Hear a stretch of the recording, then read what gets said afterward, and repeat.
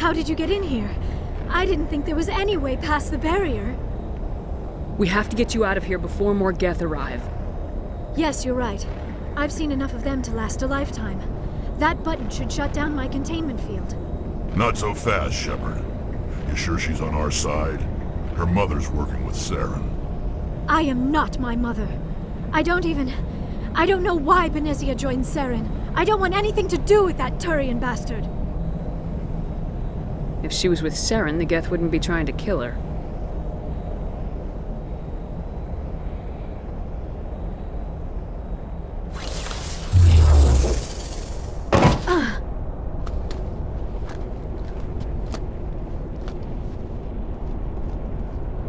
Any idea how we get out of this place? There is an elevator back in the center of the tower. At least I think it's an elevator. It should take us out of here. Come on! I still cannot believe all this. Why would the Geth come after me? Do you think Benezia's involved? Saren's looking for the conduit. You're a Prothean expert. He probably wants you to help him find it. The conduit, but I don't know. What the hell was that? These ruins are not stable. That mining laser must have triggered a seismic event. We have to hurry. The whole place is caving in. Joker, get the Normandy airborne and lock in on my signal. On the double, mister! Aye, aye, Commander. Secure and away. ETA 8 minutes. He needs to move faster. If I die in here, I'll kill him.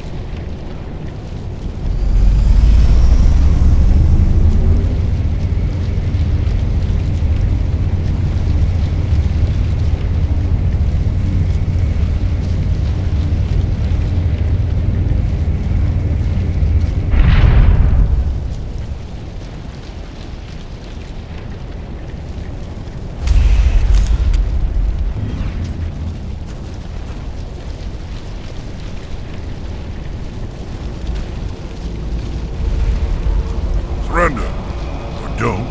That would be more fun.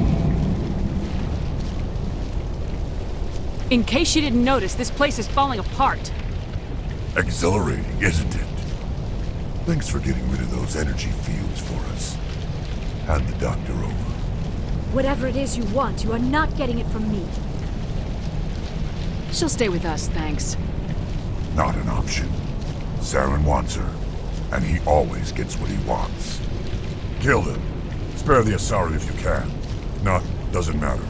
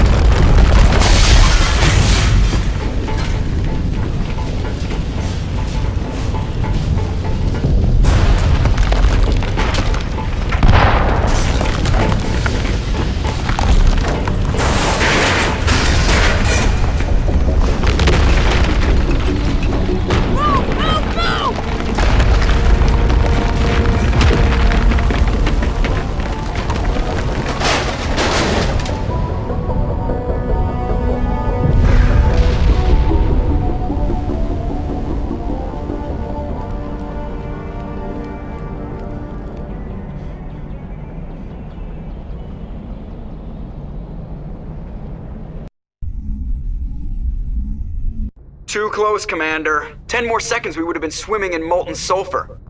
The Normandy isn't equipped to land in exploding volcanoes. They tend to fry our sensors and melt our hull. Just for future reference. We almost died out there, and your pilot is making jokes?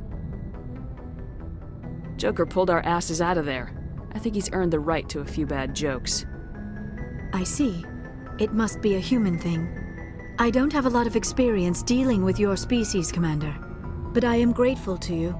You saved my life back there, and not just from the volcano. Those Geth would have killed me or dragged me off to Saren. What did Saren want with you? Do you know something about the conduit?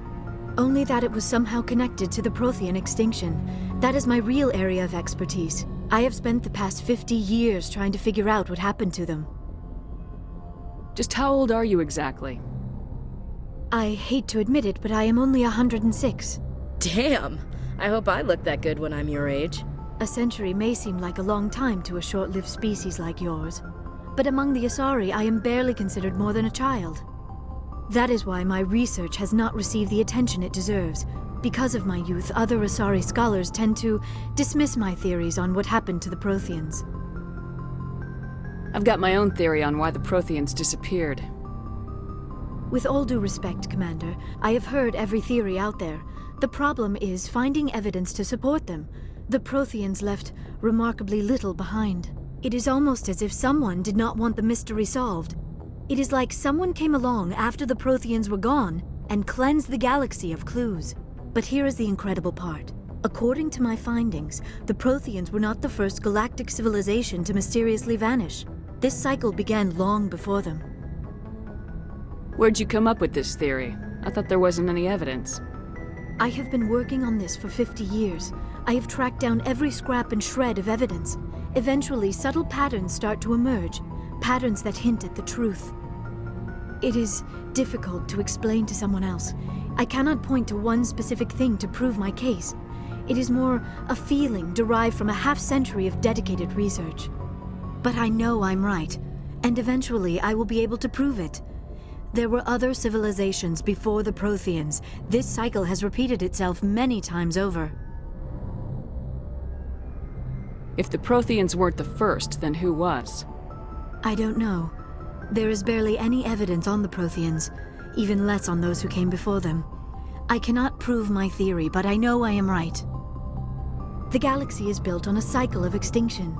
Each time a great civilization rises up, it is suddenly and violently cast down. Only ruins survive. The Protheans rose up from a single world until their empire spanned the entire galaxy. Yet even they climbed to the top on the remains of those who came before. Their greatest achievements, the mass relays and the Citadel, are based on the technology of those who came before them. And then, like all the other forgotten civilizations throughout galactic history, the Protheans disappeared. I have dedicated my life to figuring out why.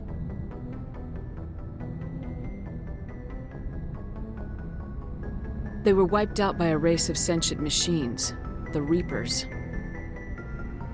The Reapers? But I have never heard of. How do you know this? What evidence do you have?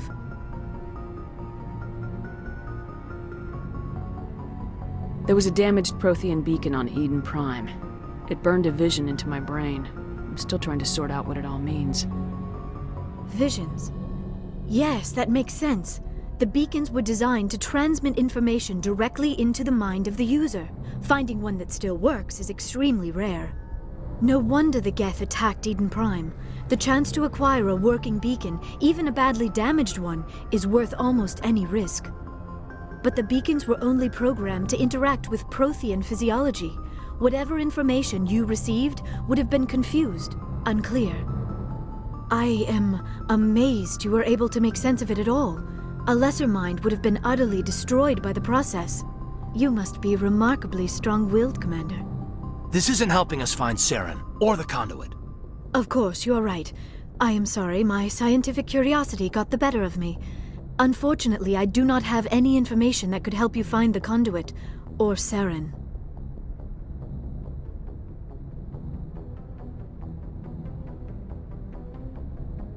I don't know why Saren wanted you out of the picture, but I think we'll be a lot better off if we bring you along. Thank you, Commander. Saren might come after me again. I cannot think of anywhere safer than here on your ship. And my knowledge of the Protheans might be useful later on.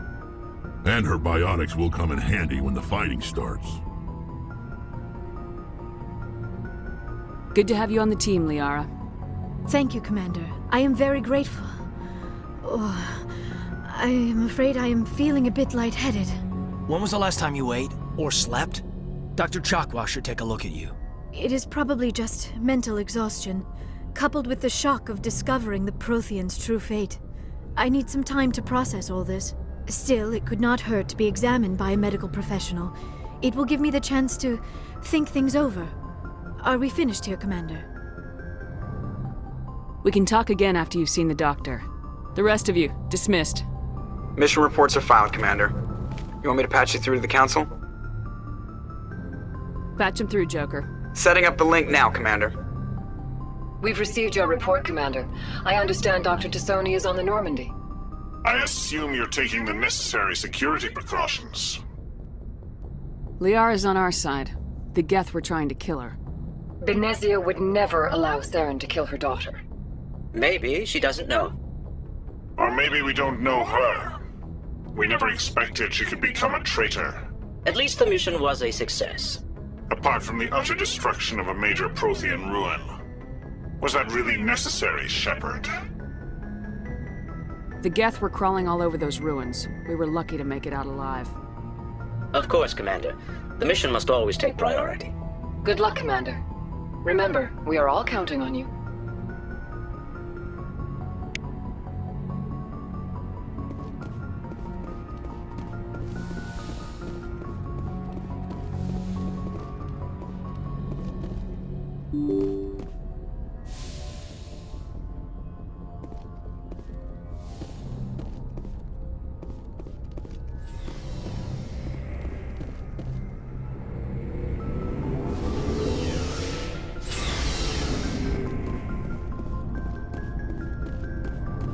Commander, how are you?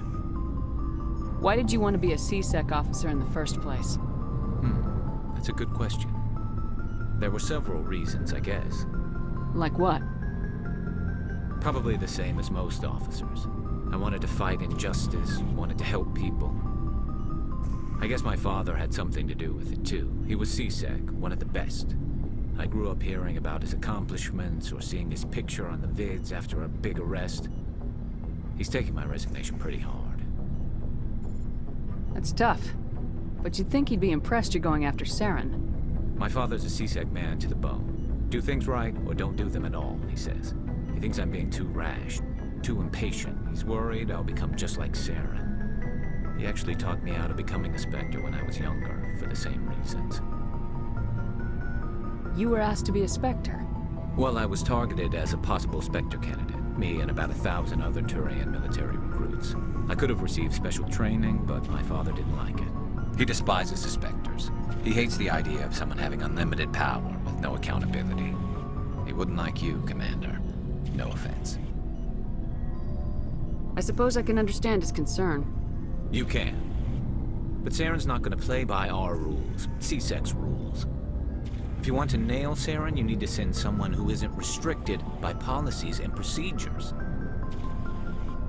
Just because you can break the rules doesn't mean you should. I don't need to stoop to Saren's level to stop him.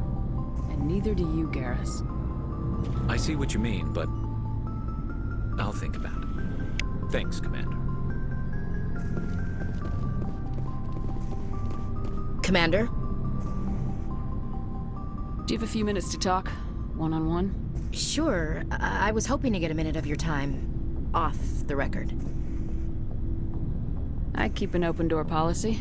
If you have any concerns, lay them on me. All right. I know things are different aboard the Normandy, but I'm concerned about the aliens, Vicarian and Rex. With all due respect, Commander, should they have full access to the ship? They may not serve the Alliance, Chief, but they're allies. At least as far as Saren goes. This is the most advanced ship in the Alliance Navy. I don't think we should give them free rein to poke around the vital systems. Engines, sensors, weapons. You don't trust the Alliance's allies? I'm not sure I'd call the Council races allies. We, humanity, have to learn to rely on ourselves. Standing up for ourselves doesn't mean standing alone. I don't think we should turn down allies. I just think we shouldn't bet everything on them staying allies. As noble as the Council members seem now, if their backs are against the wall, they'll abandon us. You got a pessimistic view of the universe, Williams. A pessimist is what an optimist calls a realist. Look, if you're fighting a bear and the only way for you to survive is to sick your dog on it and run, you'll do it. As much as you love your dog, it isn't human. It's not racism, not really. Members of their species will always be more important to them than humans are.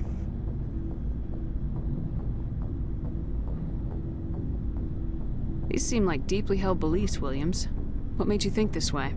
My family's defended the Alliance since it was founded. My father, grandfather, great-grandmother, they all picked up a rifle and swore the oath of service. I guess we just tend to think of Earth's interests as our own. It doesn't sound like you've worked with aliens before. No, ma'am. Mainly I've been groundside, part of the surface garrison forces. I did get a rotation on a space station for training. Every Marine a rifleman, every rifleman ZG certified. That's odd. Your record is spotless and your technical scores are exemplary. You should be serving with the fleet. Anyway, that's why I haven't served with many aliens, Commander. I come from a military family too. My parents were both Navy. Anybody in your family we might know? Couldn't say, Commander. We probably have a lot in common. You join up to carry on the tradition? No. The future of humanity is out here. There's so much we haven't seen yet. Yeah. I still remember my first field exercise on Titan.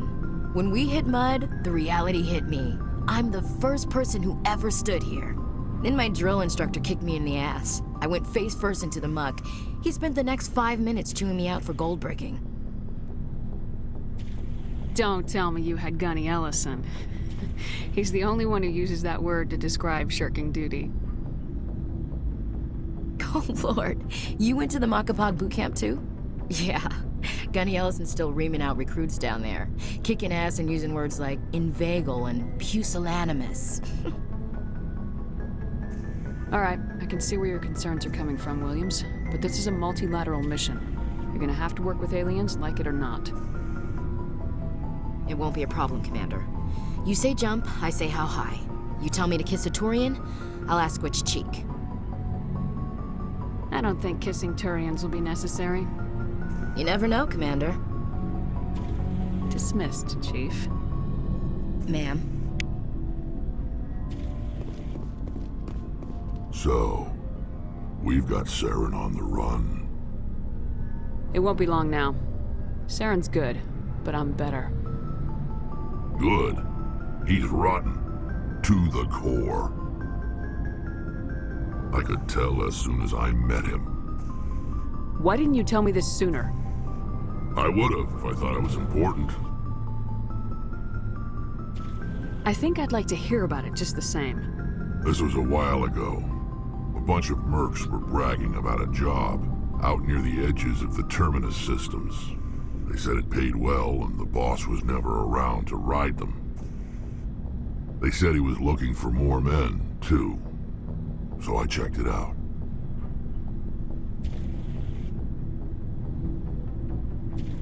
I didn't know Saren was openly recruiting mercs.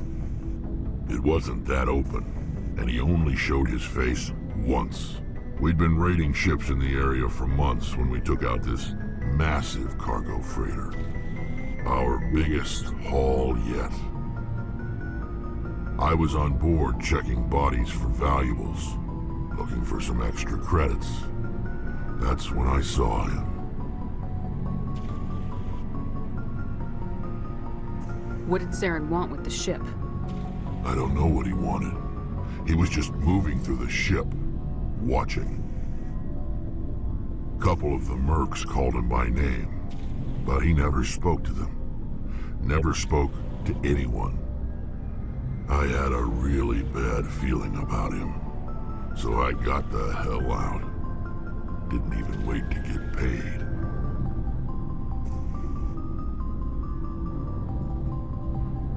What kind of cargo was the freighter carrying? What was Saren after? I don't know. All I saw on that ship was food and medical supplies. There were some basic weapons, but nothing big. If there was anything of value on that ship, I didn't see it. That's why I didn't mention it sooner. Whose ship was it? There was a Volus trading vessel. Big one. Lots of guards. But they were no match for us.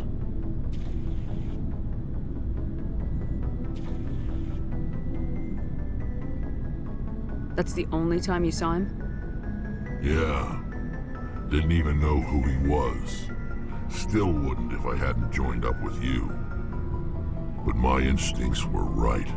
Every other merc on that mission turned up dead within a week. Every damn one.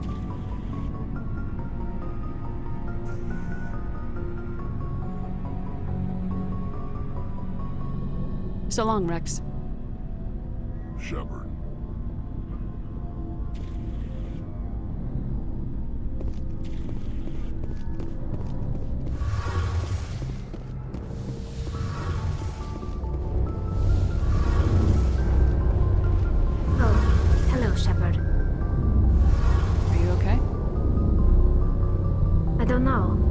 Your ship is amazing, and your crew's been really great to me, especially your chief engineer. But I just sort of feel out of place. The Normandy runs so smooth it feels like we're not even moving, and the engines are so quiet. How do you sleep at night? The silence wakes you up? Back on the flotilla, the last thing you want to hear is silence. It means an engine's died or an air filter shut down. I guess you don't have to worry about that here. But old habits die hard. But it's more than just the silence. This ship feels so empty. It's like half the crew is missing. Back home, I couldn't wait to go on my pilgrimage. I couldn't wait to get away from the crowds. Now that I'm out here, I kind of miss them. Sometimes we don't appreciate what we have till it's gone. That's true. I'm starting to wonder if that's what the pilgrimage is really about. It's given me a whole new perspective on my people and our culture. You know, there's always a few who go on their pilgrimages and never return. I always assumed something bad happened to them. But maybe they just wanted a different life. You do plan to return to the migrant fleet, right? I could never abandon my people, Shepard. I will go back eventually. But we have to stop Saren first. Otherwise, I might not have a home to go back to.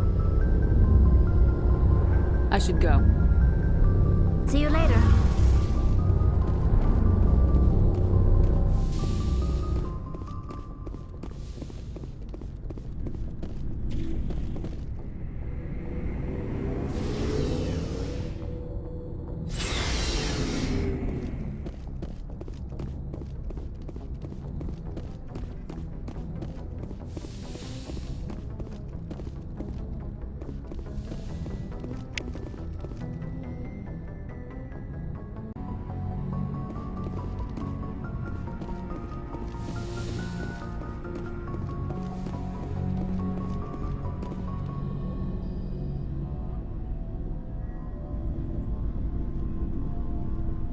Commander, do you have a minute?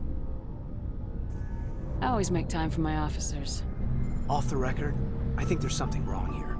This Saren is looking for records on some kind of galactic extinction, but we can't get backup from the Council? Sorry, Commander. There's writing on the wall here, but someone isn't reading it. The Council doesn't want to believe anything's wrong. I'd call it human nature, but... I hear you. It just seems like a group that's been around as long as the Council should see this coming. I mean, it's funny, we finally get out here, and the final frontier was already settled. And the residents don't even seem impressed by the view. Or the dangers. Well, well. You're a romantic. Did you sign on for the dream, Malenko? Secure a man's future in space? Yeah, I read a lot of those books when I was a kid, where the hero goes to space to prove himself worthy of a woman he loves, or, you know, for justice. Or maybe I was a romantic in the beginning, but I thought about it after brain camp. Biotic acclimation and temperance training. I'm not looking for the dream. I just want to do some good. See what's out here. Sorry if I got too informal. Protocol wasn't a big focus back in Bot. Tell me about it. Biotic acclimation and temperance didn't last past the airlock. To the kids they hauled in, it was brain camp. Sorry, hauled in is unkind. We were encouraged to commit to an evaluation of our abilities so an understanding of biotics could be compiled. There are worse results of accidental exposure to element 0 in the womb. Beats the brain tumors some kids grew up with. Is there some question about how you were exposed? My mother was downwind of a transport crash. It was before there were human biotics, a little after the discovery of the Martian ruins. It only gets iffy around 63 when Kinetics was running out of first-gen subjects. Until then, they'd relied on accidentals. Bunch of guys in suits show up at your door after school, and next thing you know, you're out on Jump Zero. Jump Zero is Gagarin Station, right? What's it like? Yeah, that's the official name. Biggest and farthest facility we had for decades. Right on the termination shock, the outer edge of the solar system. It's where they did all the Goose Chase FTL research before we caught on to using mass effect fields. It was a sterile research platform when I was there.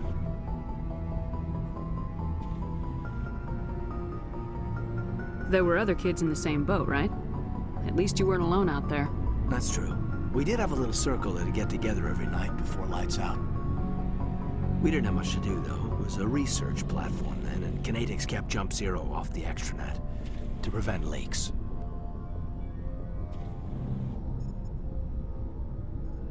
Then you must have had plenty of time to get to know each other. Yeah, we'd sit around and bull every night after dinner, play cards or network games. There was this girl named Rana, who had a little circle grow up around her. She was from Turkey. Her family was very rich. But she was smart and charming as hell. Beautiful, but not stuck up about it. Like you, I guess. Ma'am? You know of any intentional exposures for certain? No one knows. Doesn't mean they didn't happen. As big as the exposures were, it was hard to track down accidentals. It was different then. No one knew the potential, so there wasn't a lot of regulation. Anything Kinetics did was gold. I'm not saying they intentionally detonated drives over our outposts, but in retrospect, they were damn quick on the scene. Jump Zero's a long way from home. What was it like? The grand gateway to humanity looks a lot better in the vids. Anyway, this was supposed to be a casual debrief, not a bull session about stuff that happened years ago. We have to depend on each other in combat. I like knowing what kind of man I have at my back. I understand, ma'am. I won't let you down. You, make a habit of getting this personal with everyone? Of course. But I don't enjoy it with everyone. We'll talk again later. I'll need some time to process that, Commander. But, yeah, I'd like that.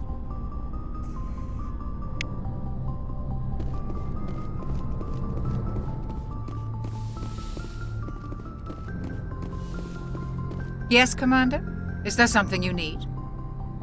I should go. Goodbye, Commander.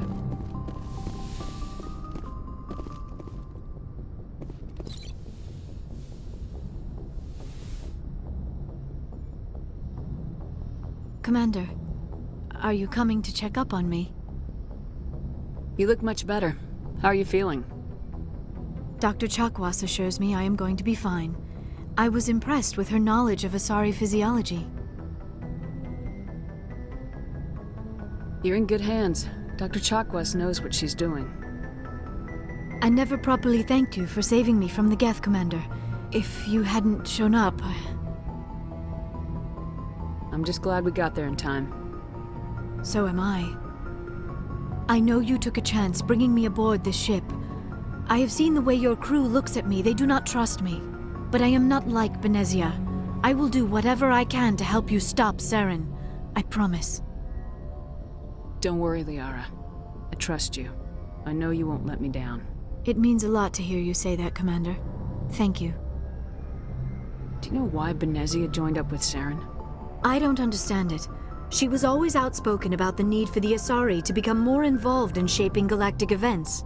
Maybe she thought allying herself with Saren would somehow be for the greater good in the long run. At least I hope so. This hurts you, doesn't it? None of this makes any sense to me. I have not spoken to Benezia in many years, but I know her, and this was not like her. Something changed.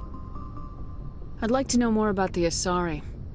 We were the first species to discover the Citadel. We were instrumental in forming the Council, and we always strive to be the voice of peaceful cooperation in galactic disputes. My people believe we are all part of a single galactic community. Each species contributes something to the greater whole. Although we seek to understand other species, it seems few of them seek to understand us. The galaxy is filled with rumors and misinformation about my people. Like what? Most of the inaccuracies are centered around our mating rituals. My species is monogendered. Male and female have no real meaning for us. We still require a partner to reproduce. This second parent, however, may be of any species and any gender. I don't understand. Your species can mate with anyone? Mating is not quite the proper term, not as you understand it. Physical contact may or may not be involved, but it is not an essential element of the union. The true connection is mental. Our physiology allows us to meld with other beings. We can touch the very depths of their minds. We explore the genetic memory of their species. We share the most basic elements of their individual and racial identities. We then pass these traits on to our daughters. It is how we learn to grow as a species and how we develop a greater understanding of other races. What happens to your partner after the union? Every relationship is different. Some unions are a single encounter with both parents parting ways afterwards. Others can be more long-term. Sometimes an Asari and her partner will stay together for many decades. Do you know who Matriarch Benezia chose as her partner? She rarely spoke of her partner. Though I know my father, if you want to use that term, was another Asari. Benezia never told you her partner's name? Union with our own kind is no longer common, not for the purposes of reproduction. Most Asari believe it weakens our species. Asari daughters inherit racial traits from the father species. If both parents are Asari, then nothing has been gained, or so conventional wisdom would hold. I am what is sometimes called a pureblood, though no Asari would ever be cruel enough to say the word to my face. It is a great insult among my people. It is possible Benezia's partner was embarrassed by their union. She may have been too ashamed to publicly acknowledge me as her offspring. Maybe she wanted to meet you but couldn't. Something could have happened to her. Maybe she passed away. You might be right. I hope you are. But I have no way to know for sure. Benezia never spoke of her partner. Whatever happened, it caused her too much pain to dwell on it. She raised me by herself, though that is not uncommon. Many Asari raise their children alone, particularly if the father species is short-lived. Often the partner will pass on long before the child reaches maturity.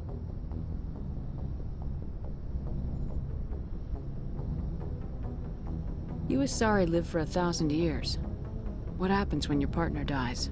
Few sapient species live as long as my kind. We have learned to take a philosophical approach to our unions.